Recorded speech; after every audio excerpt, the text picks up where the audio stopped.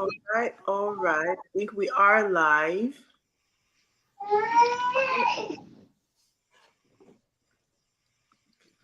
All right, I thought we would have our little, what you call it, our what's it called? The intro. Our, yeah, our intro. I guess. Intro. So it doesn't matter. If it didn't happen, it didn't happen. But we're here. Um, welcome to our latest episode of a Footy Fantasy podcast. I'm excited to host today. My name is EJ, and special Arsenal fan. With me, I'll start with Jola Ogakwame. Welcome to the podcast. Thank you. I don't know if I'm happy or sad to be here, but I'm here. You're here. And then Dada, Chelsea fan, welcome to the podcast. Same. I think I don't know. Generally happy to be here. Can't complain. I mean, happy to see you guys. You guys are like decent people, but am I really happy to be here? I don't know. No. We're gonna jump right in, okay? The match today that happened at 11 a.m., 11:30 a.m. my time, Chelsea versus Spurs. I thought it was a good match. It was an interesting match. 2-2 draw. There's a lot of drama, though. A lot of drama at the end, in the middle, everywhere at the beginning. Dada, what did you think about this game? Your team, how do you think they performed?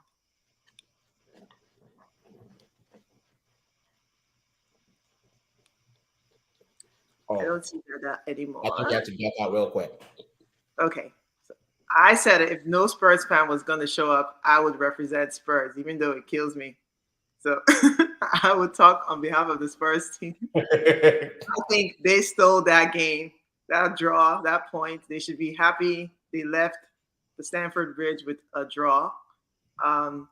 Each time they came back, it looked Sorry like... about that. I had technical difficulties. Oh, that's fine. Yeah. I was giving the Spurs perspective, but like I said, I think they stole the point from that game. But I'll let you jump in. Tell me what you thought about your game. Man, that game was interesting, entertaining. What really worked out for me was prior to the game, I had very low expectations for us. And that was predicated on two things. One, just if you look at our preseason performance, Chelsea just did not look like the team that is ready to challenge for the title, right? So we played Everton. The Everton performance was very poor. We're very sluggish. And our goal came from a penalty kick, right? And you compare that to Spurs. Spurs were coming off the back of a really good preseason. They looked really sharp. They look like Arsenal and City in terms of you look at the delta between where the team should be and where they are. I felt like Spurs were one of the teams that were closer to their potential. So you look at the Spurs game, 4-0, Southampton, all their new signings were performing very well. Kane looked good, Son looked good. So I kind of figured, okay, historically, I think we've not lost to. We played Spurs 4 times last season and we won all 4. And if I'm correct, I think they didn't even score any goal. I think it was just like we won all 4 and didn't score any goal. So coming into that, I knew there's going to be this vendetta against us. They were going to be the better team. So I thought we were going to lose, actually. To be very frank, which I thought, okay, this was going to be a 1-0, 2-0 Spurs win. But then historically, when you have a team's number, that kind of gives you momentum. So that was my expectation. So in the first 20 minutes, I saw the game. I was like, okay, this game looks different. Chelsea is actually the better side. We're creating chances. We're going to score goals. This is going to be good. And then, at 1-0, the corner kick from Koulibaly, that was great. And then they equalized, and it was 1-1. And when we're 2-1 up, I was telling all Chelsea fans, I was like, go to bed. This is good. 3 points. Don't worry about it. But there's something about football that, even though it's unpredictable, is unpredictably predictable in the sense that, it's like, man, I've kind of seen this before, right? David, one of our Chelsea fans, was like, oh, they're going to score, they're going to equalize. And I was telling him no, but even with the no, I didn't have a strong conviction because I felt like, man, I've seen this before. We do this a lot last season. We'll have 2-1 and the team is going to come in the last few seconds of the game and score.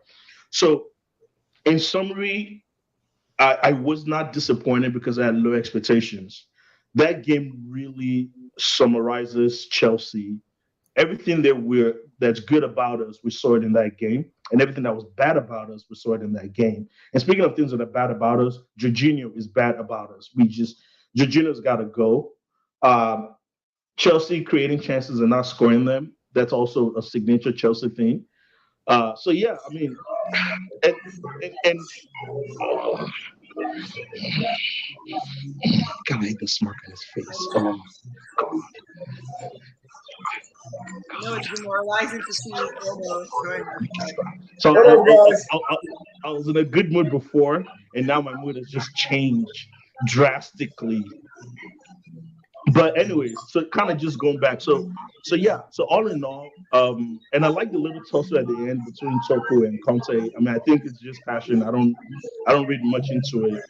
The ref did not have a good game, but those things happen. I think you get some calls for you, you get some calls against you. It's just part of the sport, so that's not an issue. But one thing I will say though is, and I know we troll a lot, but I feel like Spurs are going to go far this season. And the reason why I say that is, and I know it's very, very cliche, as a good team, you need to get points, get results when you don't have a good performance. And that's exactly what Spurs did, right? Chelsea were the better team for 89.9 minutes of the game, but Spurs stayed in the game. They were relentless and they took their chances. And I felt like that's a very signature Conte thing, right? Against Southampton, they played fantastically well. Against us, their performance was subpar, but they still got a point. So I know I'm rambling. Yeah, I feel like it was 2-point loss by Chelsea. There's a lot of work that needs to be done on our side, and I hope that we can do that with this game. And I think Spurs and Conte, they're going to be a force to be reckoned with this season. I think they should be title contenders along with City and Liverpool. Okay. Before we go to Ono, who just jumped in, I want to take this comment. It says, "Hey Jola, good cool T-shirt. What does your T-shirt say? Is that a NASA shirt?" Yeah. Okay. I guess it's cool. Now Ono, that has given us his perspective on the game. I still think it was 1 point stolen by Spurs. I'm of the opinion that Spurs also had a good preseason. I agree with that. I agree that they've been hyped a lot this year, but it also seems this game alone. If I was judging based off this game, I would be very uninspired by Spurs. So they got that point. So what do you think about this game? What about you?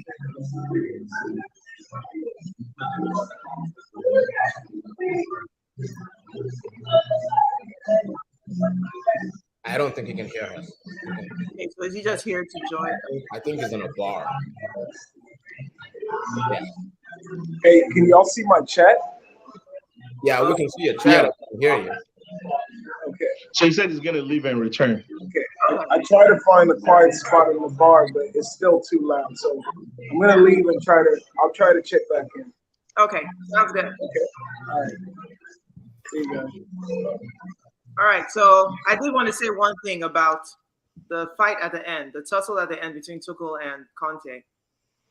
I think it was completely Tuchel's fault, and I heard they both got red cards. I don't like that. I think only Tuchel should have got a red card, and Conte should have been walked off scot-free because Conte went to shake his hand, and I don't care what he said. Maybe he said something that we didn't hear it, but I saw Tuchel pull him back and start a discussion, and it became something more than what it should have been. I think it told him, look into my eyes when you shake my hand. Yeah. Honestly, I don't read too much into those things. You can make an argument that it was Tuchel's fault, it was Conte's fault.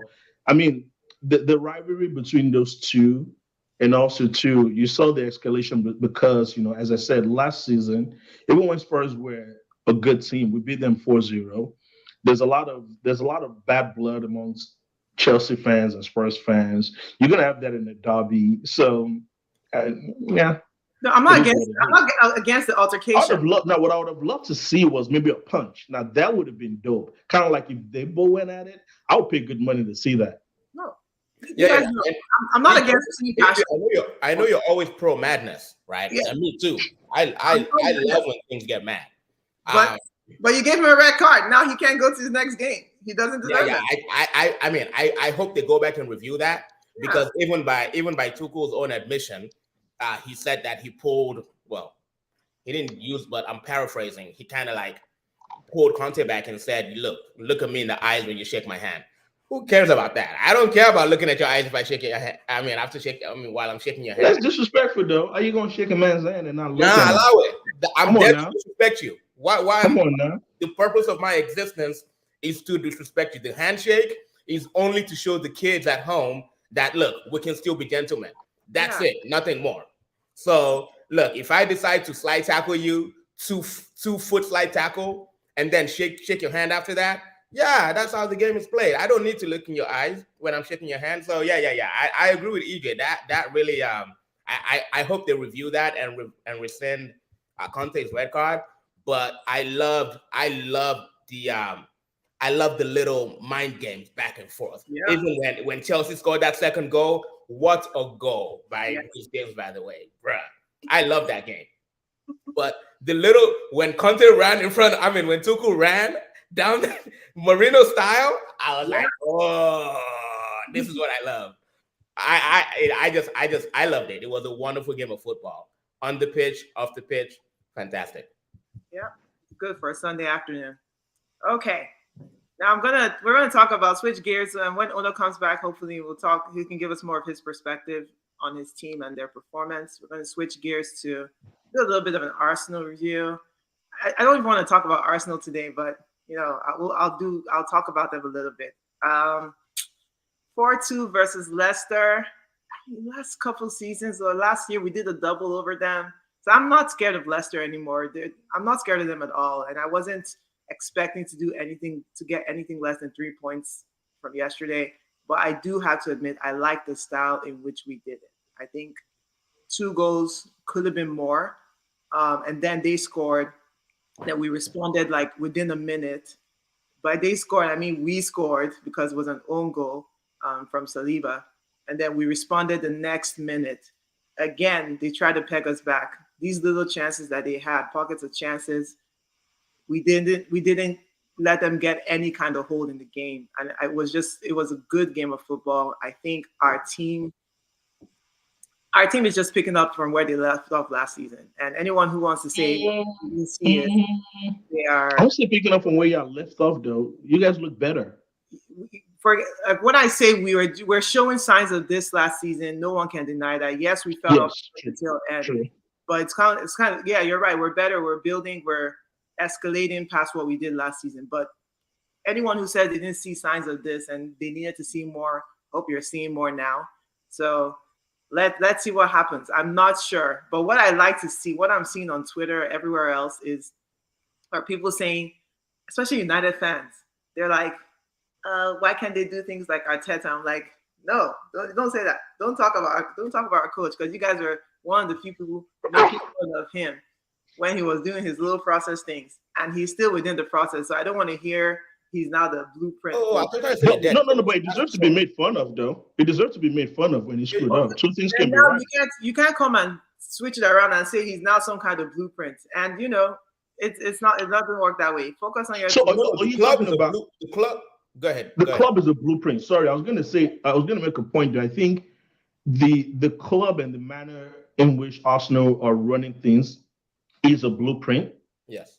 Right. I think and if you compare that to United, and I'll tell you one thing, EJ, is I think this season, one thing I'm really big on is trying to understand how clubs are ran, like strategically and operationally, right? And the reason why that is interesting to me is United is a very, very good example of a poorly ran organization, to where there's only so much you can do with a manager. You look at Arsenal on the other end, like, is Arteta the greatest coach ever? Maybe not. Is he okay? Yes. But I think what's helping Arsenal out is at the top level, there's a vision that's been cascaded down, and you kind of see the strategy, right?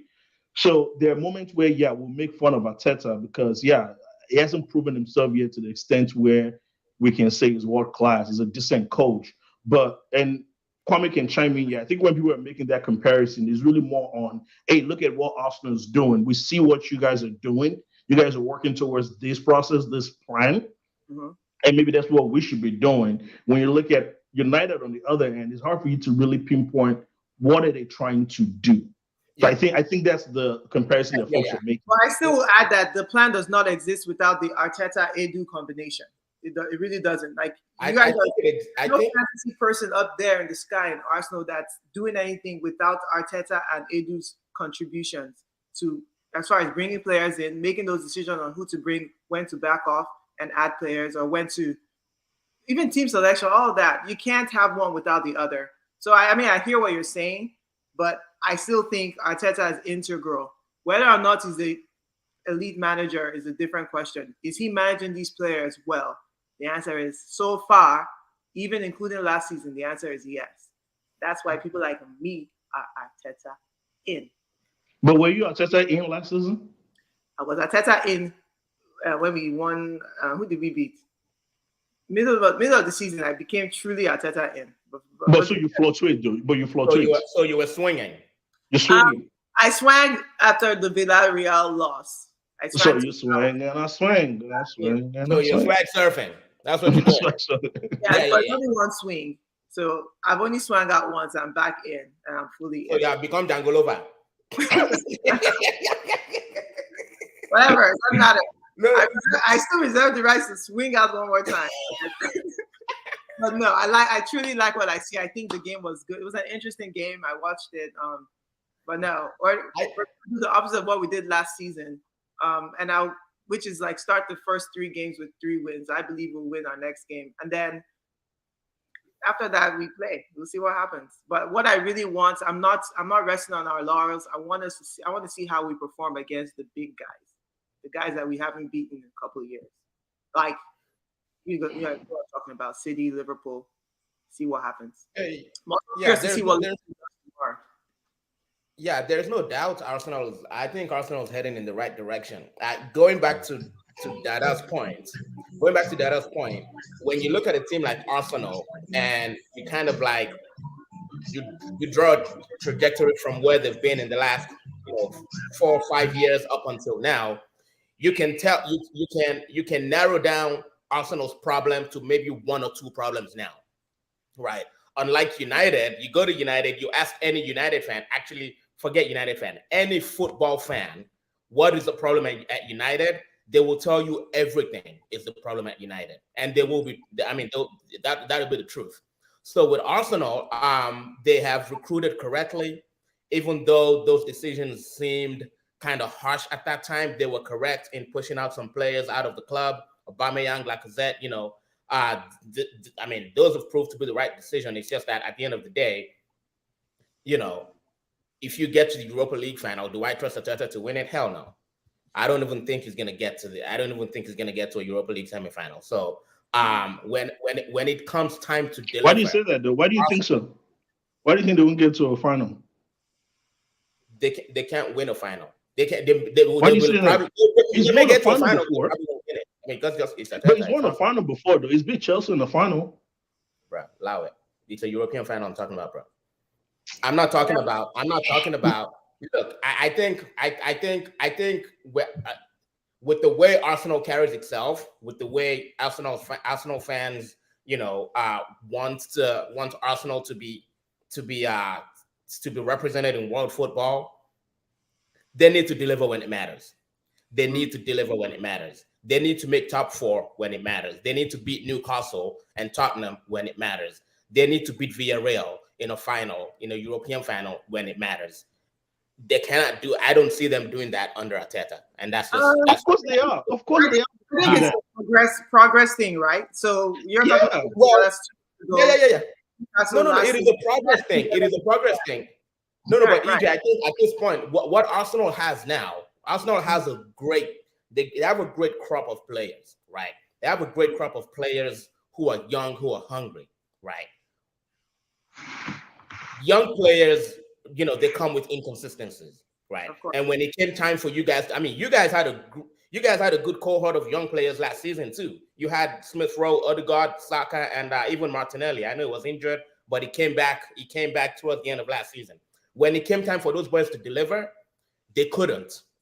And in a team, this is my because they had injuries. like in a They had team, injuries. like that. If you have young players, you must have an experienced manager, right, who will give those players that kind of siege mentality for them to deliver when it matters.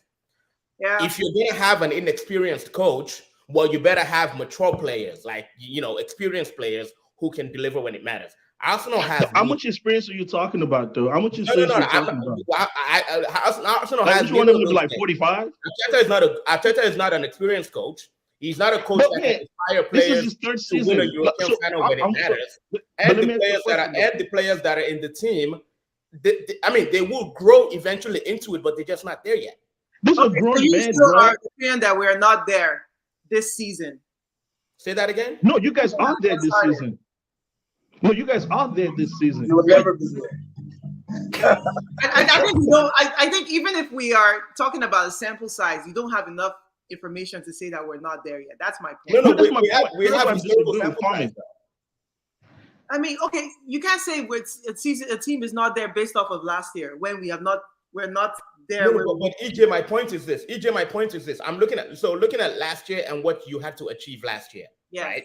Looking at what you had to achieve last year and the tools you had to achieve what you had to achieve. Yes. Was reaching top 4 a realistic expectation? Yes. Yes, it became a Yes, it realistic was. expectation. Did as you season achieve unfolded. top 4 when it came time for your boys to deliver? No. No, No, because but Hey, those are two different things, though. And the reason you did not do that is I think it's twofold. Okay. One, you have an inexperienced manager, and your group of important players are also very inexperienced. You cannot have both of those things. No, that's not. No.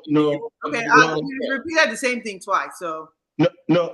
I disagree with that. Like, okay, one thing I like about when I come on to this podcasting versus when I'm online is I tend to throw less on this platform because my name and my face is there and someone could be recording me and I don't want to sound like an idiot.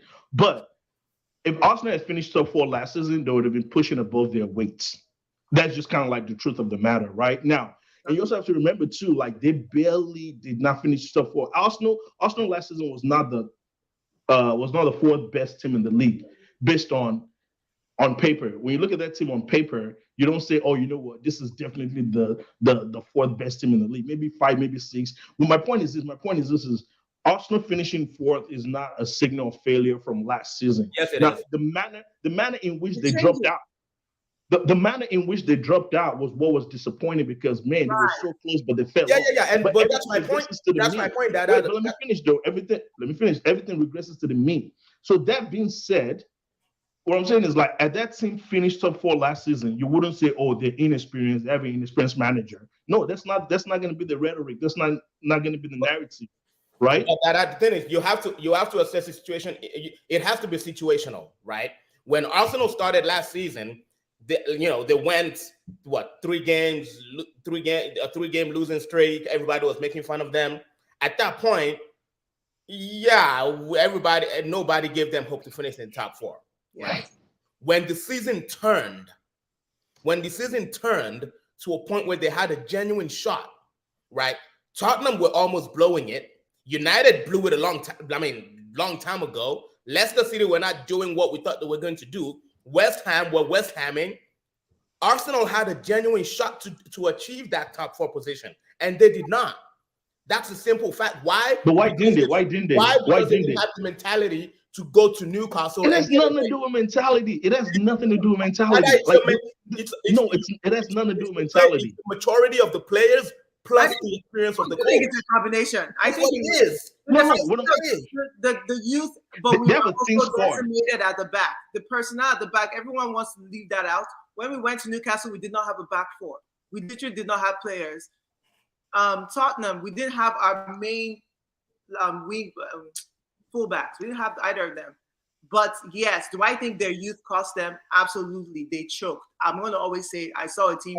And EJ, it's not only youth. It's not only youth on the part of the players. It's also okay. Sure. Well, my point is it's a combination of talking about. So let me ask you a question. What an experienced coach have done? if that was him. Like See, you that- lose two of your and- fullbacks. and- You lose two of your Where- fullbacks. You where- lose Partey. the good thing about the good thing about experienced coaches, the thing about experienced coaches is that they can push players to do things that a regular coach couldn't get out of them. They can do that. I mean, that's very true, Fellaini right? was out there looking like a match winner for us every season. Look, Who? Fellaini. Well, Fellaini you're referring- was out there winning us. A so, Europe so you have what I'm saying is this: you have to put things in context. All I'm saying is you have to put things in context. Like at Arsenal finished fourth last season, no one would say, "Oh, Arteta is not experienced." This, you know, what I'm saying. What I'm saying is like football fans would do this. We find a narrative and we stick to it, and then we come up with words to fit that narrative. Arsenal finished top 4 last season. Would you say, "Oh, you know what? They got lucky," or the managers? No. I won't say they got lucky. What I'm gonna say is this. I would have said Tottenham blew it, United blew it, and Arsenal took advantage. That's what I would have said. And that's what teams that can rise to the occasion. That's what they do. They take advantage. Just like you guys took advantage and won the Champions League because everybody else was sleeping. Did you have a right to win that Champions League? No, you didn't. You had no right to win the Champions League 2 years ago. But we did though. We're the better. Exactly. That's what I'm talking about. That is what good players and a good coach can do. And then what happened the next year? Football is up and down. I don't know. It's okay. Yeah, that's fine. But again, it's situational. It is situational. Let's go back to your original point, because now I want to have it very clear on record. You're saying that because of what Arsenal did last year, they will never learn from it. They will never progress past. I'm not saying that. I'm not saying that. What I'm saying is you don't trust them to do that. That's what I heard. What I'm saying is Arsenal has managed. They've managed to develop this good recruitment system. And the recruitment system is not only like bringing in players, it's also knowing when to ship out the old cargo, right? Okay. But I don't think now I feel like they need the coach to do it. Okay, that's what I wanted to do. You don't trust Arteta?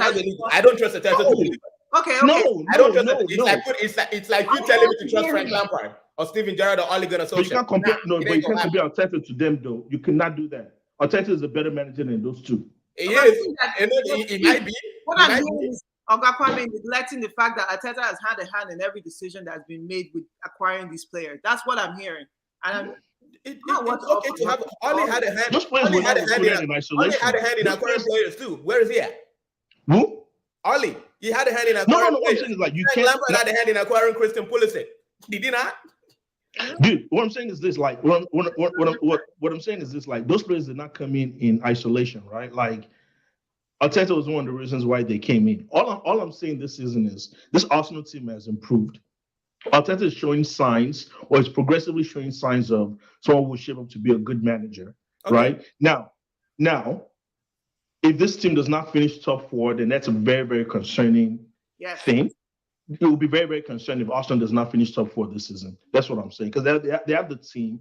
That will be the next. If you look at progression, right? So let's just say, okay, last season, they didn't finish top 4 because they were missing 1 or 2 players, or they were missing a preseason. They needed more confidence, right? They've had time to build that.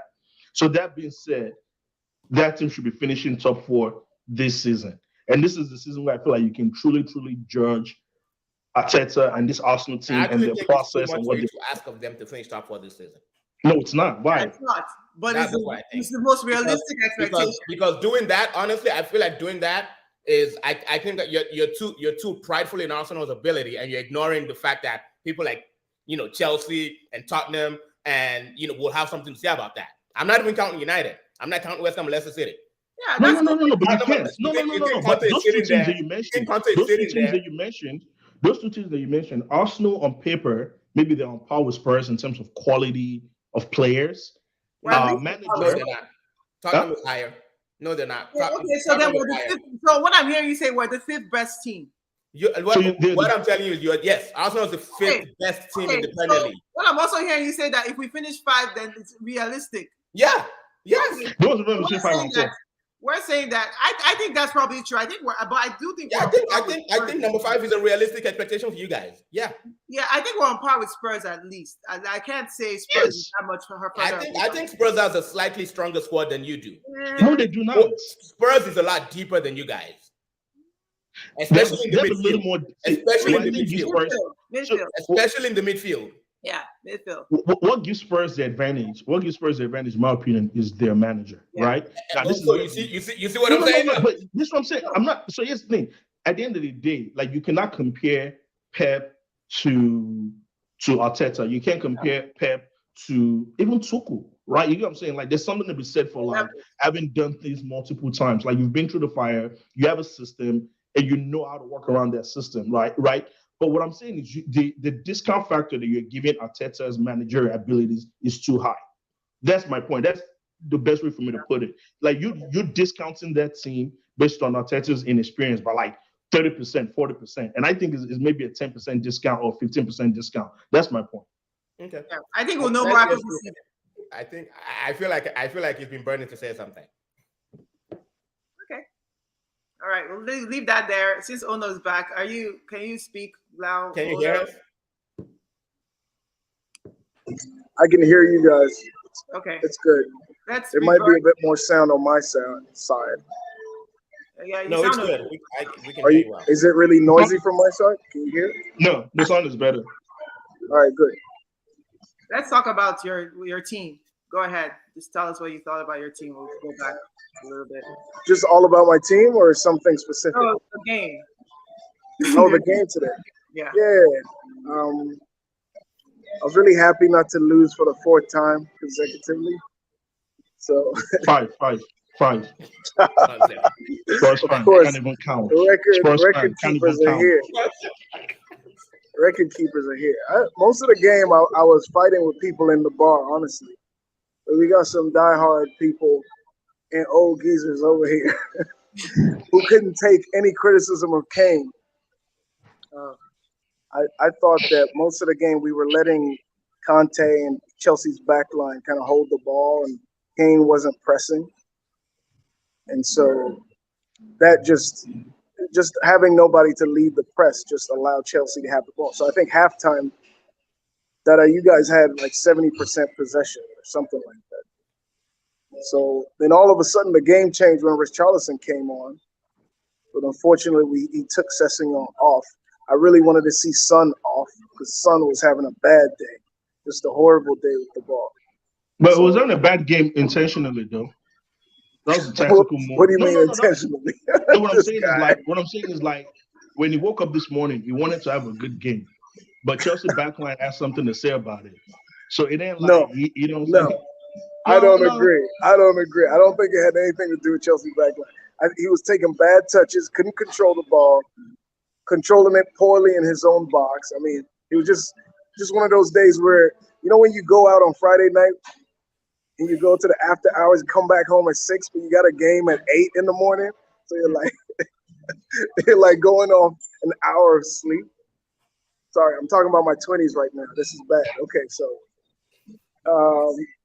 he just had a horrible game. Anyway, I like Chelsea though. I like Chelsea's team and how you guys set up. But the first goal was just a wonder goal. I mean, you give him 200 tries. Koulibaly's not even hitting that properly the next time.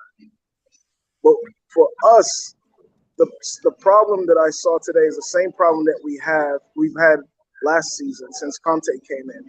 And it'll show and be emphasized against the stronger team. So we're trying to play with wing backs, this 3-5-3-4-3. But all our wing backs are learners. Everybody's learning. It's such a key position in the formation. And we have to have some experienced wingbacks in there. So we're going with Sessegnon, we're going with Emerson that's learning. We've got Jet Spence. Now we've got Perisic, but he's 35 or 49, whatever his age is. So we haven't still improved on a key part that could make the difference when we play big teams. So when we play big teams, it forces us to be more defensive because our wingbacks aren't really good going forward. Sessegnon had one chance today, wasted it. You know the one I'm talking about. All by himself, in your box, took 3 touches. You don't need 3 touches to put a shot on target. I mean, not to sound like I'm being hard on players, but for me, every time I watch our team, I'm happy with the progression. I'm happy with the new players. But then we go ahead and we get Jed Spence. Jed Spence does not improve our wingback position. That is, Jed Spence is literally Ryan Sessegnon 2 years behind, 2 years ago. So we still haven't improved there. And, I thought it would be tough today. But I think it was a little bit better because Chilwell didn't play. I thought if Chilwell played today instead of Cucurella, you guys could have taken it. You guys could really have taken it today. Why do you say that? He's stronger defensively. In the matchup against Kulusevski, he'll be better. Cucurella was good, but he kept crossing to nobody, playing bad crosses in when he had time and space. Chilwell would have done better with those chances going forward. So we were kind of let off today there. But for me, a key point of the game was just our wing backs are subpar, and our strikers were all off today. Kane just managed to get a goal in the last 5 seconds to save his whole game because he was having a trash game. Son had a trash game. Kulusevski didn't do so well. But, I like what I saw from everybody on our team. I just don't see the improvement in the wingbacks. If you notice, in the last 10 minutes of the game, Conte put Lucas Moura in as a right wingback. So that's our next attempt, apart from trying to upgrade through the transfers. He's trying to turn Lucas Moura into a right wingback. And, the jury's still out on that one. That's going to be a tough sell to Lucas. So we'll see how it goes. But Lucas he'll put the effort in, and he's the kind of player that's disciplined and will listen to the coach. But to say that we're going to get him to a place defensively where we can play against the Liverpools, Manchester Cities with him as a right wing back, I'm not convinced. And for me, that's the biggest thing to say about my team. Okay. Today. I think the formation though is intended to function as a defensive formation against bigger teams, right? Because if you're playing against Brighton or Southampton, your wing backs are flying. Not Cucurella, what's his name? Sessegnon is flying up and down, competing with the guy on the right, Royale or McDuckey, whoever you guys pick there. If you're playing against Chelsea and Manchester City, of course it's supposed to work, as a more defensive formation to make a 5 at the back. So I don't think you can really complain that, you kind of seem defensive when you're playing a big team. When you guys played against Southampton last week, I didn't hear any of these complaints. Of course, I didn't talk to you last week, but there were no complaints about Ryan Sessegnon. He scored last week. Matt Doherty looked like a really good right defensively. I'm saying the wingbacks are subpar, so defensively they're going to be subpar. Attacking wise, they're subpar, and you're going to see it emphasized against the big team. So yes, he scored against Southampton. On the right side, Kulusevski looked like Messi last week against Southampton because he was playing against Gineppo, right? It's a weaker team. I'm saying that weakness that we have will be emphasized against the bigger teams. That was my point. Okay. Yeah, I think that's fair. But I think you guys did adapt after this first half and you got back in the game. You looked really poor in the first half. The second half was better. I still think you stole point from Chelsea. I think Romero should have seen red. That's just how I feel. Yeah, the officiating in that game was questionable. Yeah, I don't watch the NFL that much. No. Yes, but even hair pulling is illegal in the NFL, is it not? You can't touch a player's hair. Yeah. I love the refs to say. I just want to say I loved all the refs today. Yeah, exactly. Like my own thing, like the way I look at all this ref decision is, at the end of the day, it balances out. So you know what I'm saying? Like it didn't go our way today, it might go our way next week. I'm not too worried about that. Yeah. But as I said, it is what it is. That game, I went in expecting a loss, and then we took a draw. But it is what it is. But I do feel that Spurs are one of those teams they're going to contend for the title this season. So watch the space. Contend for the title? You think they're going to contend for the title, Odom?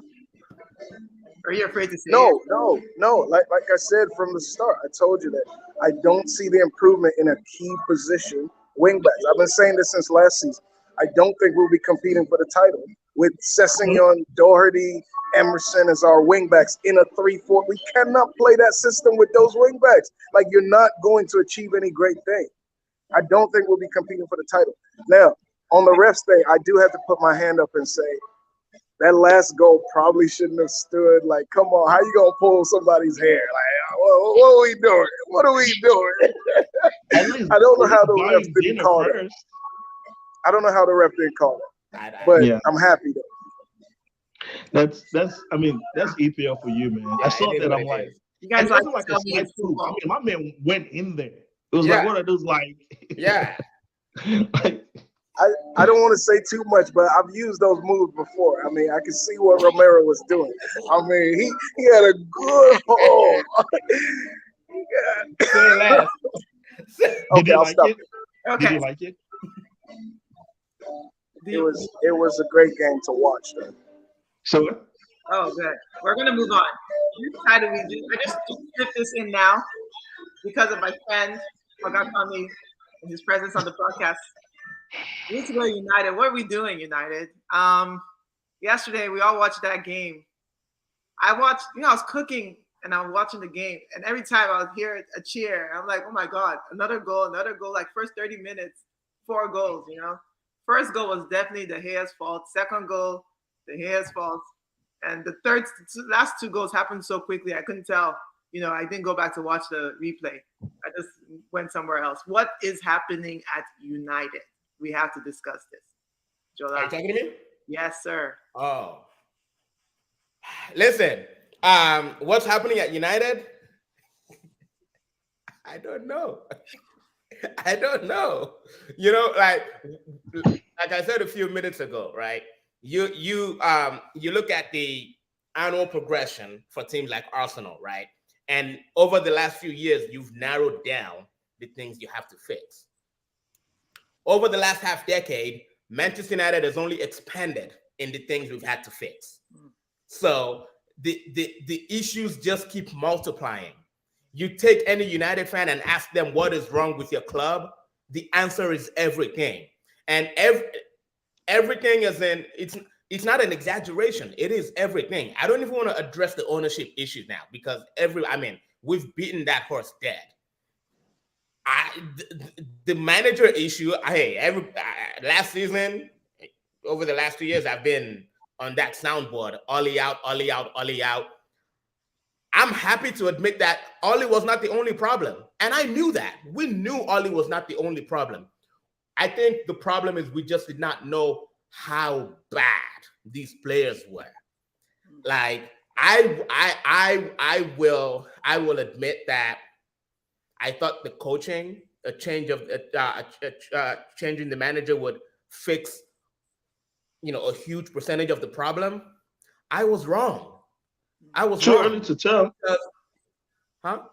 I mean, ETH can be decent. I'm saying it's too early to tell. Yeah, it's too early. Bro, yeah, maybe it's too early to tell, but it's too early to tell. But 4-0 to Brentford is bad, but I think if that was Liverpool, people would have said, bad day at the office. This is why we love the EPL. It's not about losing. But didn't Aston Villa beat Liverpool like 7-1? Like yeah. That's the one-off, bro. I've been talking for back to back. This is not. I know. I've been talking for back to back, my brother, bro. Yeah. Bro, I should be eating the foursome sandwich. They should make a foursome sandwich, especially for Manchester United. Brighton did it. Watford did it last year. Liverpool did it. Bro. Yeah, but I've never had a United's problem, and I don't plan to have one. United's problem is it has nothing to do with the players or the manager. United's problem it has everything to do with the players, my brother. No, it has nothing to do with the players. It's structural. See, everything is English. Let me say something right now. Structure, everything is English. It's not the players, because those players on paper. Here's how you know it's not the players.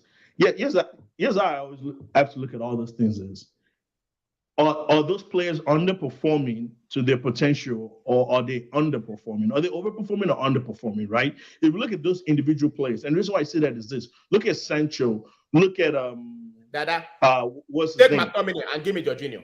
Take McTominay, give me Jorginho. No, Take Maguire, give me Koulibaly. No. Take Maguire, give me Koulibaly. But wasn't it the same? You keep talking about Maguire, like wasn't it the same Maguire that was in Leicester City? That's 2 years. Wasn't it the same Varane that was in Real Madrid? That's 2 years. Like y'all make these players horrible. That's what I'm trying to say. Like y'all make these players horrible. No. Like, I'm not saying they're great players, but I'm saying it's like these players are not as bad as y'all try to make them seem. Wasn't it the same Sancho? Let me counter something. Let me just counter something. Maguire, the same Maguire that was at Leicester City. When it was at Leicester City, it was in the back three, right? And forget back one. Boom. Let me finish, bro. Let me finish. Leicester City, the same Leicester City sold you guys Kante for 32 million. They sold me Maguire for 85 million. The same Leicester City sold you guys Ben Chilwell. Right, the same Leicester City sold Riyad Mahrez to Leicester City. 50. Why can Maguire's performances not at least try to match the level of performances of those other players? He is shit, and we bought badly. That's it. Period. Now with Varane, bro, Real Madrid knew this guy was already on his last legs. We bought, that was another bad purchase. Thiago Silva was on his last legs. Thiago Silva was on his last legs. No, you can't. That's why it has to be a combination. It's not. That's what I'm saying, dude. Like what I'm saying is like United. United. I have one question. What you partner him with? What are you talking about, bro? Yeah, one question about Man U. Okay, wait. Let me hear Ono's question. What is your question? Are you making the point? That the fault is with the board? I just want to be clear on this. Are you saying that it's with the board and the players you have aren't good enough? Or are you making another point? The point I'm trying to make is it's not only a coaching problem. It's not always been only a coaching problem, right? So when people like me were shouting Ollie out, right, the perception was that a new coach would dramatically change this team. We were wrong. I was wrong to kind of almost portray that. That's not what I was thinking, but it came off. It did come off. But you were right though. Only was not making. What I'm trying to say is this, Jola, if I may, please. What I'm saying is this: think about, like, you're trying to build a house, right? You're trying to build a house. First of all, the land that you bought is already sinking, right? So rather than you're building a house, you have bad land, you now went to go, you didn't even put a door on your house, right? And then when it came time for electricity, you did your wiring wrong. All I'm saying is United as an organization has foundational issues, right? To top on those foundational issues, you guys have also made wrong decisions off and off the field. Let me give you an example. Chelsea as a club, people keep forgetting, Chelsea as a club, we've not had really good signings. Chelsea has had horrible signings. But the reason why we don't pay dearly for our mistakes is because organizationally we have a good strategy to where we don't pay for it as much, right? But what I'm saying is United, and these are mention one good decision that United has made in the last 5 years. And that's the point I'm trying to make. That's what we are bad structurally as an organization, and we are also bad on the field. You can't be bad on both ends and achieve anything good. Yes. Right? Yes. So now, even though we've changed the coach, we have this terrible organizational structure, and we also have horrible players on the field. I don't know. I won't call them horrible though. I won't call them horrible. This is my team. Let me flog them. You don't have horrible players. You don't have horrible players. But Stephen, what I'm trying to say is this: it is still the same team for the most part as last season. Yeah, this is still the same team. I still see Maguire and Luke Shaw and De Gea and McTominay. It's still the same thing. The only change is that we brought in Martinez, we brought in Eriksen, and we brought in a young left back from the Dutch league. I had no business buying Eriksen. But this is how this club, man. I don't know what you guys are smoking there. Why are you buying Eriksen? Why? Well, But they want to be like Spurs. They want to be like Spurs. And so that's the problem I'm saying. You cannot bring in a new driver and keep the same terrible vehicle and expect to win a Formula One race. No, it's not. That's the solution to United's problem. That's the solution to United's problem. So what is going on at United? Yo, I don't know. Try to the solution to United's problem. Jola, hold on, that let this guy hang himself. You're not making this fun for me. I joined this podcast from the bar so I can hear this guy do his rants and hang himself. Jola, look, let me tell you something though. I'll let you go on though, because I want to hear you more. But contract me. I can solve your problem in two minutes. No, I want to hear 2 minutes. When you say what is their problem and how to solve their problem, what are you referring to? What do you? So honestly, how to solve the United problem is we have to buy our way through the problem. I want to hear that. You're crazy. You're a crazy man. You're a crazy man. I just decided you're a crazy man. What? We have to buy our way through, and this it is the only realistic solution. That's your solution. It is the only realistic solution. Why? Because we're not getting the Americans out. We're not getting Glazer out. No, it's not happening. It is not happening. I don't know how to do it from Atlanta. I can't do it. I don't have the answer. Right. So how do you? Jola, listen to me. Go ahead. Listen, 1 second. Let me solve your problem in 2 minutes. Eriksen's not a defensive midfielder, bro. Hold on. This stuff is so blindingly obvious that I don't even like your team, and I was crying for you guys.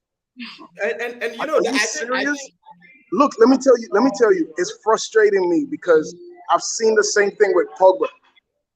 You take an attacking midfielder like Pogba and you play him as a CDM and you complain when he loses the ball in front of your box. You've done the same thing you did to destroy Pogba's career with Eriksen. And I can't believe it. It's killing me. The second thing is your fullbacks are always playing too high. Why are you playing Shaw and Dalot? Like, they're always so fucking high. They're always defending on the halfway line. Yeah, there's a gap. There's a huge gap between them and the center backs every time the other team attacks. Why are they defending so high? That doesn't even make sense. Like, to see it happen in one game, then happen again. Yeah. And for God's sake, stop playing Eriksen as a defensive midfielder. And I think, and this is what we have to. I mean, of course, I'm good. I'm willing to give this manager as much time as is reasonable, but that doesn't stop me from criticizing what I think is some naivete in his approach. Right? This man showed up to the Premier League. Right? This man showed up to the Premier League. I don't think he knew that much about this league. This man came. Why do you say that? Huh? Why do you say doesn't know that much about the league? Well, let me explain. So, first of all, this guy seemed to pretty much say that, oh yeah, we have quality players in this team. They finished second, blah blah blah blah blah. And I'm looking at him like, bro, you have no idea how terrible these players are. Number two, the way he seems to want to play football. And the kind of the personnel who puts in the team does not match. You want to play a high line. What is Harry Maguire doing as a center back? Let to answer your question about Shaw and Dalot. The reason they're that high is because it's a system thing. It is a system thing. It's just that these guys just don't know how to. These players are so I feel like their head has been blocked for 3 years, and it's gonna take more than 3 weeks to unblock it. So Shaw and Dalot are so high, right? Harry Maguire, because this guy plays football in reverse. He is that slow. The guy's brain functions in reverse. Harry Maguire is slow up here and he's slow down there as well. But you know what's crazy though? You know what's crazy? So you can't do that. You cannot. But Maguire in the English team doesn't look that bad. Wow, I don't want to hear about the English team, bro. I don't want to hear about the English team. The English team is the 3 at the back system. I don't want to hear it. Okay, quick comparison. I don't want to hear it. Jola, quick comparison. On the English team, Maguire can't work. On the English team, he has Chilwell on the left, Walker on the right. those players are very different from Shaw and Delo. I don't know. I don't understand this Shaw and Delo thing on the side. But just to compare the Dutch league for Ten Hag, right? I think up until 1 or maybe 2 years ago, Daley Blind. Remember Daley Blind? He played for Man U, and then he was tossed. Yeah. But up until 1 or 2 years ago, Daley Blind was still the starting left back for a championship-winning Ajax side. Yes. That's the Dutch league. That's where you got your coach from.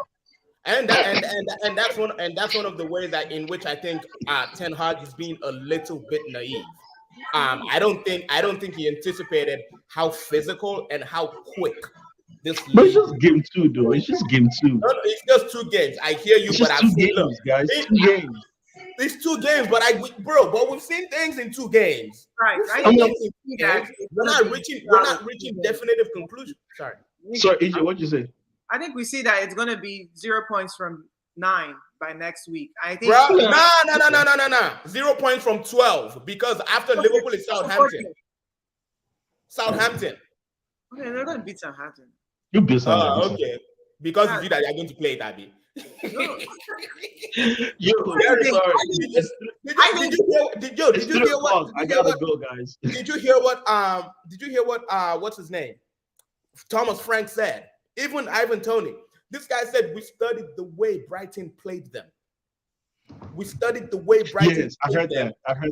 That's true. We usually like to play out of the back like Brighton, but because we saw the weaknesses, we started playing long balls.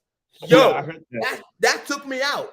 And something about Martinez. Again, look, I'm not on this. He's too short to play in the Premier League. I don't think that's all there is to it. But there might be something to that because I feel like in the Dutch league, Martinez was not playing in a team that was always coming under pressure, right. At least not under aerial pressure, right? So he's in the Premier League, and in every single Premier League team, there is at least that one striker or that one giant midfielder who will put your defender under pressure, especially a 5'9" center back. So look, maybe that's another way in which he was naive, but he has a lot to fix. He has. Is he just putting him there at center back because you don't have another center back? No, he brought him to play center back. Okay. We were stopping him for left back because we needed a cover for Tierney, and he can do both. So we weren't ever going to play him as a center back when we're scouting. No. Martinez was brought to play center back. Center back, yeah. That's what there. Okay. Oh, go ahead. The thing about Martinez, though, Jola, like, you're saying he's not getting aerial pressure. The thing is, in the Dutch league, I heard a stat that he actually won more headers last season than Maguire did. The problem is it's in the Dutch league. Yeah. So the pressure is completely different. But Ten Hag is looking at that stat and reading it without the context, as if he doesn't understand that the leagues are different. So Martinez can win 200,000 headers in the Dutch league, but it's not the same as in the Premier League. But it's sad that we're even talking about it. That's such a basic point, though. Yeah. I want to move to another point. This is the point I really wanted to talk to a Man U fan about this. So you were okay with Varane being on the bench? Were you okay with Varane being on the bench? No, I'm not okay with Varane being on the bench. Absolutely not. Okay. Left to me, I'm starting a combination of Varane and somebody else, maybe Lindelof or Martinez, or even Eric Bailly, right? Why? Okay. Again, because that matches with the system you want to play. You want to play a high line, you need a defender who's quick, if a ball comes over the top. You can't do that with Maguire. Okay, no, thank you for that. I just wanted to know if it was the whole club that has Colo or no. Just the management and the coaches. But the only thing so you're still good. You're still sane. All right. The only thing I can't believe Varane was on the bench with his injuries and stuff. That's just the only thing with Varane. I don't think he's dependable. Okay. I'm gonna just pause here on United because I feel like we'll talk about United again today and for real next week. So I don't want us to beat the horse to death. I do think you're paying the hair too much for those little errors I saw. Yeah. I'm officially I've left the Pro De Gea club. Yeah, where is the Henderson? I saw him today playing for another team. I didn't know he went on loan. Yeah, he went. He's on loan. He's on loan at Nottingham Forest. Yeah. recall. Yeah. I have no comment. I have nothing to say. Yeah. No. You must have something to say. No. No, so the thing is, I feel like a dickhead. This is why I feel like a dickhead, because I hammered Dean Henderson. I went in on him because he came out after he signed with Nottingham Forest on loan. He came out and started talking shit about United, right? Oh, Saying, I didn't know that. to me, they did this and that. I never wanted to be there. I did not even want to be there for the new manager to see me because I did not want him to convince me to stay. And I cannot wait to play against Manchester United. I wish I could play against them. That's what he said. Oh no, he can't come back. He can't come back. So there's no coming back from that. He can't come Right? back. I mean, you bring a gun to a knife fight. Now we shouldn't. Right? So That's crazy. I didn't know he said all that. I went in hard on him. Yeah. And then De Gea does that. And I can't say anything, right? And then to top that off, Dean Henderson saved a penalty today. Yeah. It's a good save. It was a good save too. So it is what it is. De Gea, £375,000 per week to do that. So like a days ago. I think I'm done with De Gea.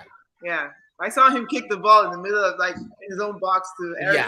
Yeah, there was no reason. Remember last season, Maguire played a similar kind of pass to Fred. Last season, Maguire's been playing this similar kind of pass every day in training. What are you talking about? And you know what? The coach came after the game. The coach came out and said that, look, the way I train these guys, I tell them that, look, if the pass is not on, just clear it. You don't always have to play out from the back. That's what the coach said. That's why sometimes it's hard to always blame the coach because the players are not executing what you know. They're not. Yeah. No, I love this one this week because Maguire looked right at the opponent. He looked right at all the options. He was like, no, I'm going to give it to this guy who the defender is going to take it from.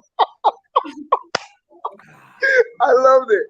He had like 3 seconds to choose that pass, and he was like, "No, I need to pass it there."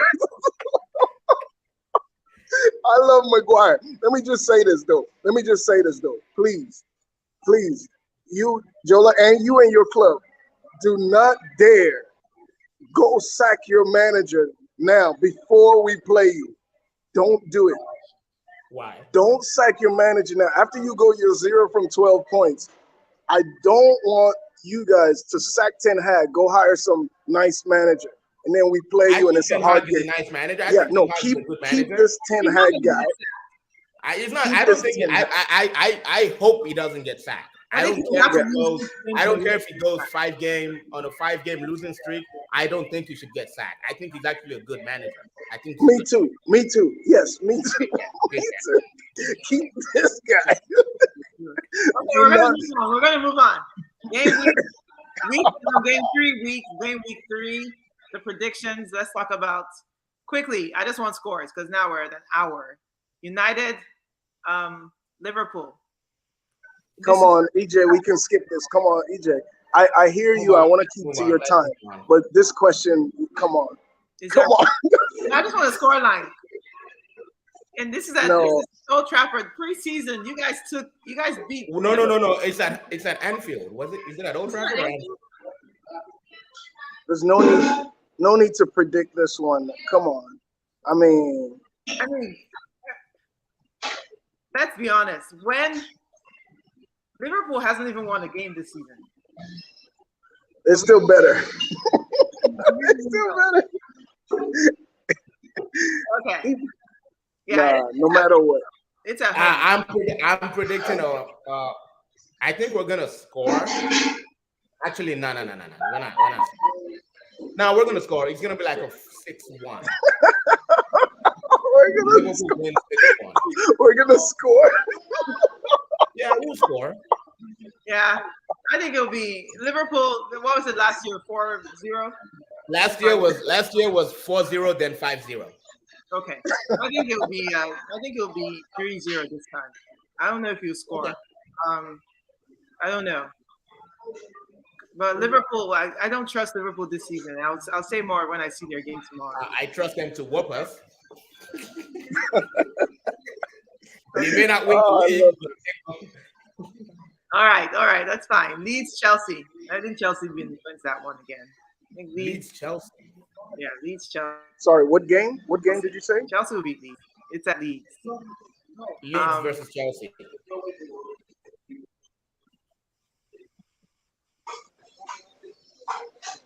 Oh, were you saying something else?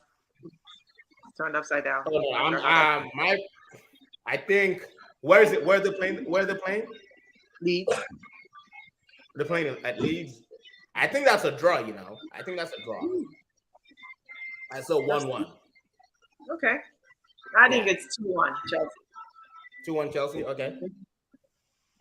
What about Newcastle versus Man City at Newcastle? You guys heard the podcast last week. We had Demilade on, and he had turned Newcastle into Manchester City. In fact, he was putting them on par with each other. He said, teams cannot come to Newcastle and expect to win 3-1. Newcastle is going to get beaten by their new city level team. So they're going to get beat. I think Demilade is big up to him though. Big up to him and his new sugar daddies. I can't say that I'm not jealous of him. I wish I had a sugar daddy like his. But sometimes I hear what he says and I'm like, right. But I think City beats them 4-1. 4-1. Okay. Yeah. I think it'll be by a huge score line. They drew today with Brighton. I'm looking at the shots on target, on goal, 13 shots versus 4. Like, I don't think they're where they think they are just because they haven't. Yeah. I agree. City definitely. Yeah. And then we have Bournemouth at Arsenal. We're going there. Yeah. Bournemouth. You guys are going to Bournemouth? Yes. Oh, no, says Steven, what do you think? Okay, is Bournemouth not a newly promoted team? Yeah. They usually What do you think? newly promoted teams are usually, they're tricky. But I think they beat did they draw against Liverpool or they drew against Liverpool, right? No. Was it Bournemouth? No. Bournemouth hasn't won this season. Who drew against Liverpool in the first game? Fulham. No. Bournemouth won. They have more. They beat Aston Villa. They beat Aston Villa 2-0. Yeah, they won. The first game they beat Aston Villa? In the first game, yeah. Oh, wow. Oh, cool. Yeah. They didn't. I think Bournemouth has a chance. I would say I favor them to go against Arsenal, but it'll be tight. I think it'll be tight. Yeah. But I'll favor them to get a tight, let's say 2-1 over Arsenal. Okay. I'd say it would be more like 3-1 Arsenal. Like Arsenal wins. At Bournemouth? We'll beat Bournemouth, but it'll be scary. I think Bournemouth are dead food. Actually, regardless, don't mind that they beat Aston Villa. I think they're dead. I watched was it yesterday? They're not a good team. So I think Arsenal beats them like 3-0. Yeah. Last but not least, Spurs versus Wolves. I don't know about Wolves is tough for us. Wolves is a tough game for us. I say. Remember they lost Cody. Remember Cody's not there anymore. Yeah, Wolves is a tough game for us. I'd say we draw, but I'm waiting to see what we do for the final 2 weeks of the transfer window, right? You want more signings? What do you mean? Wait, the game is next week. So I'm waiting to see if we bring somebody in next week. Next week, maybe that'll impact things a bit. Who are you linked to? Really quickly, name one person you're linked to now that you expect to come before next week. One person that we're talking about? Yes. I honestly haven't heard yet, but I've heard that we're still going to be active in the transfer window. Okay. So I'm hoping that it'll be a wingback or a fullback, and that'll impact, maybe the next game. Somebody that can actually come in and play a game. So we'll see. But other than that, Wolves will be a tight game. I say draw. Spurs will beat Wolves. 2-0. Yeah, I think it's 1-1. I say 1-1. Okay. that's it. We'll see what happens next week. Let's quickly jump onto this. The last few minutes, we're going to spend talking about our kudos and the donkey of the week. Who wants to go first? Oh, no. Actually, EJ, I really want to hear yours first. My kudos? Yeah. Kudos. I didn't have a kudos in my mind prepared. My donkey is definitely the hair and the whole cast of Manchester United. Did you say the whole cast? Like we're a movie? I want you to feel, man. But no. The hair was just, I think at the beginning of the season, we saw that he's been at United for like 11 years or some long period of time that, as a professional, those are the kind of errors you don't want your own number one making. Yeah. And just bringing down the whole morale of the team. I thought he did act paid off. Someone on Twitter said he sold the game, he's gambling or something. It was just very strange behavior. And I think they should have subbed him off. But I didn't realize that you had sent the other guy alone and he said all these things. But no, he's the true donkey of the week. And I think I'll give my kudos to Arsenal fans at the Emirates Stadium for the way they supported my young friend William Saliba when he scored an own goal. You would have thought he scored the winning goal. The way they cheered him, and as I said after the game, never has he ever seen something like that before. It was just the atmosphere was really great, and that kind of atmosphere is what you're like 13 players when you have that kind of atmosphere. So I think the fans at the stadium were awesome. So I'll get my kudos. Give me Saliba. Let me give you Maguire. No, I didn't complain. I don't think. I'm just out here trying to negotiate on behalf of my team. That's all. I'm just shooting. It's not that I like Maguire. He needs to give you Koulibaly. Hey, look. Yeah, I'm just saying. If you're ever in need of a good defender, he's good. We'll even pay the shipping cost to you. I heard even the prison team in Greece, where Maguire is still under investigation, the prison team said no, we don't want him. That's why his whole case has been held up. They can't get a conviction for this guy. So sad. Those boys said no.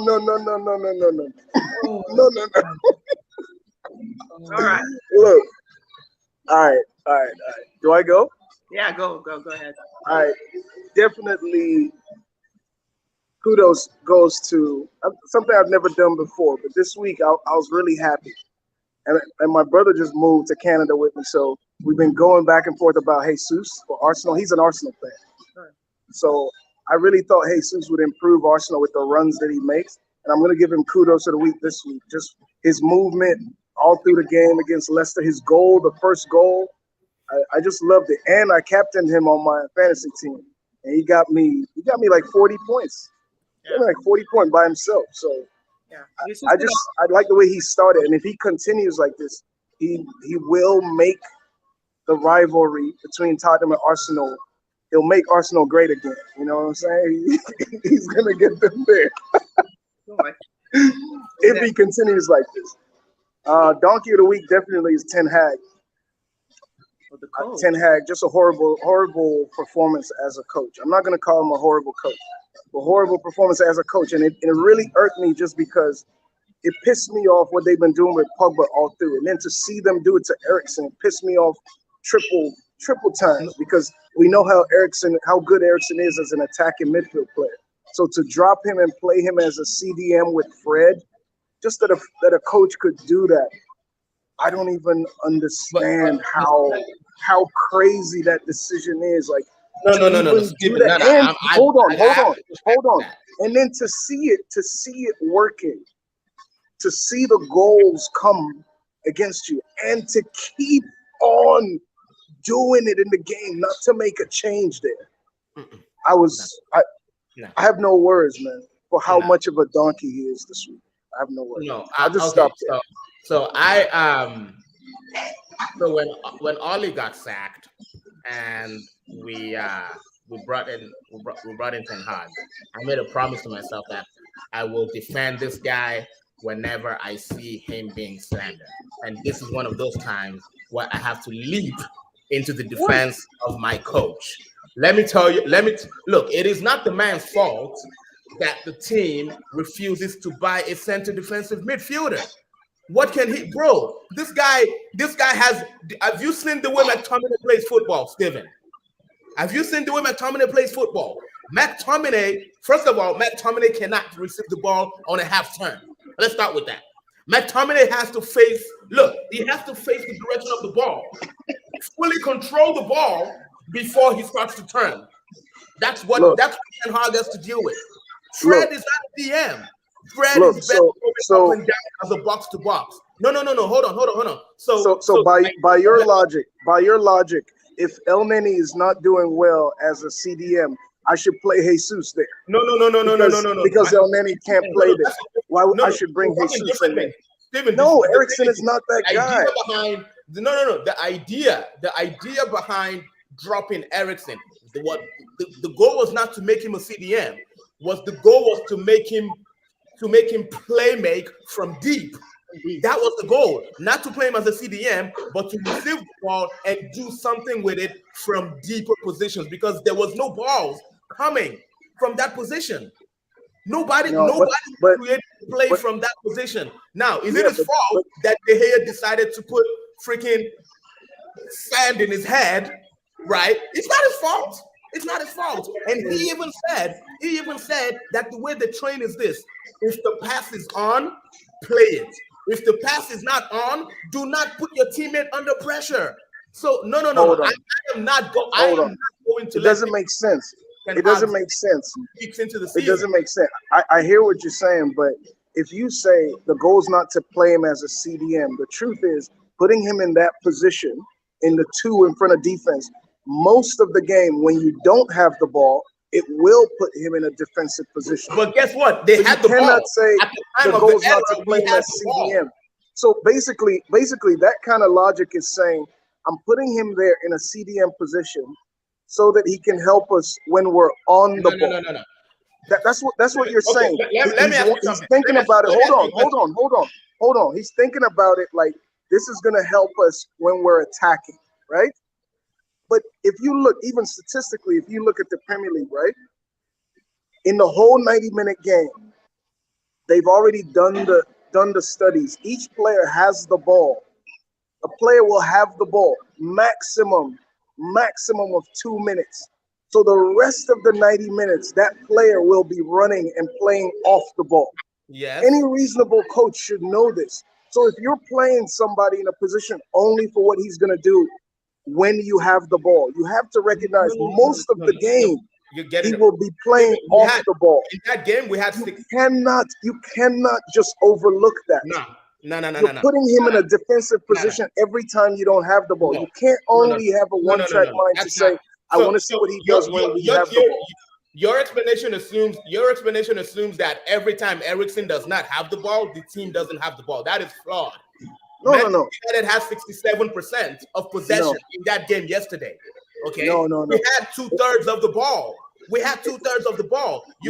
I'm not saying it makes sense. You cannot say that it doesn't make sense. I hear you, but I'm not saying good on the ball. Wait, hold on. A player who is that good on the ball, especially when nothing is coming from from deep, you can't tell me it makes no sense to drop that guy just so he can try to create something from deep. Pirlo used to do that.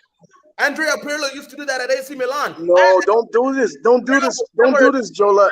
Andrea Pirlo played next to Conte, Ambrosini. He played next to defensive midfielders, man. You can't say that. Andrea Pirlo played next to defensive midfielders, Ambrosini, Kante, all those players. You can't compare that to what you did to Ericsson yesterday.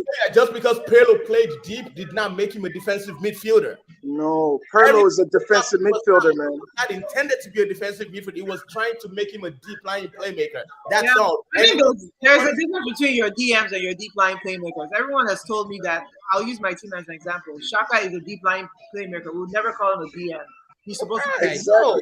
That's what Pirlo was. Pirlo was like Shaka. He's a deep line playmaker. And you can't even compare this to Pirlo at all.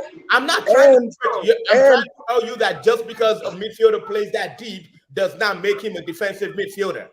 No, it does because you're playing him in that position. To play make from deep, you can do that.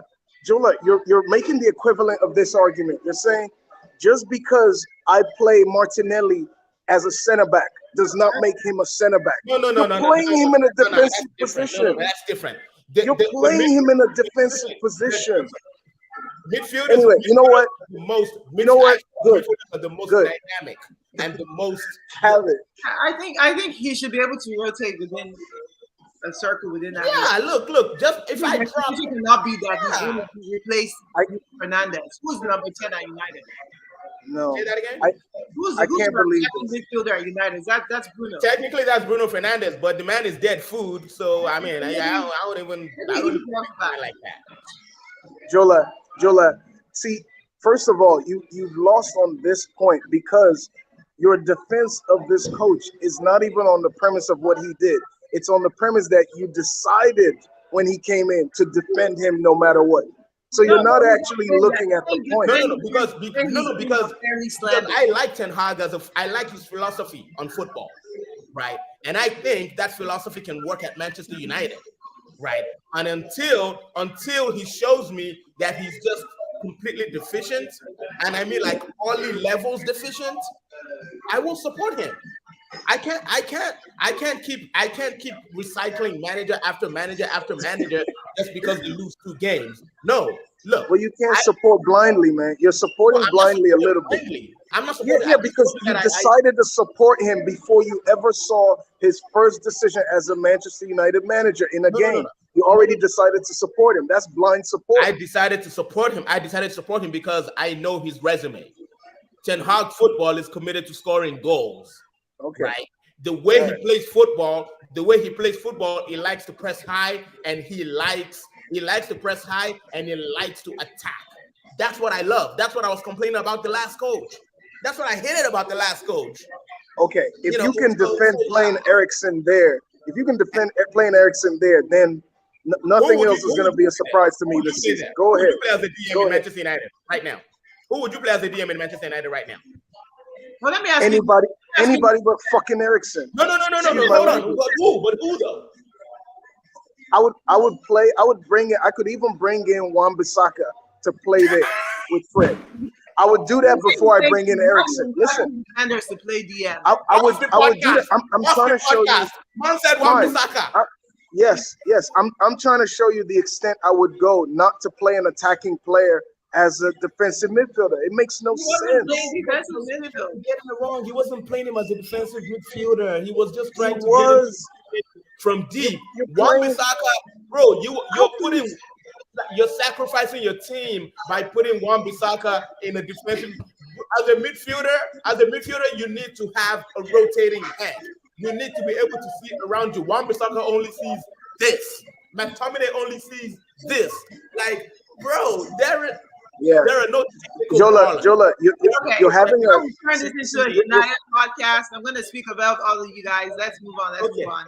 Who hasn't given me your kudos? I'm not giving my kudos and donkey of the week. Kudos of the week goes to Thomas Frank and Brentford, especially for this reason. Yesterday was like 1 year to the day.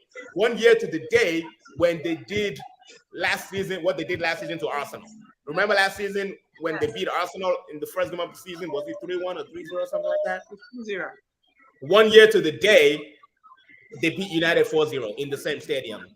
It's just, what I think can't. For us, we had COVID. Huh? For us, we had COVID. Wow. None of y'all. We're completely. We didn't have blackout. We didn't have. You know who are going. You had COVID. I had Maguire. Move on.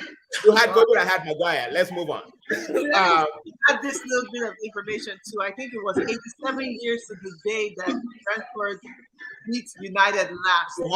That's good. I didn't beg you. And it was 4-0 87 years ago. So it was just like it's crazy. Yeah. But yeah, okay. And Donkey of the Week, David De Gea. And look, he came out and apologized. I don't care. I don't care about your apology. I really don't give a shit. Just All right. It's been awesome podcast. It's been an awesome podcast. Thank you guys for showing up. See you guys next week. We'll see if our prediction came through. Everyone else, follow us on YouTube, follow us on Twitter, follow us on Instagram. Our information is here. Footy Fantasy at Footy Fantasy. Some of them are other names, but yes. Great to see you guys again. See you next time. Thanks for Bye, guys. Bye. Peace. See y'all. Bye. Hey, EJ. How are you? I'm good. All right, we're still on.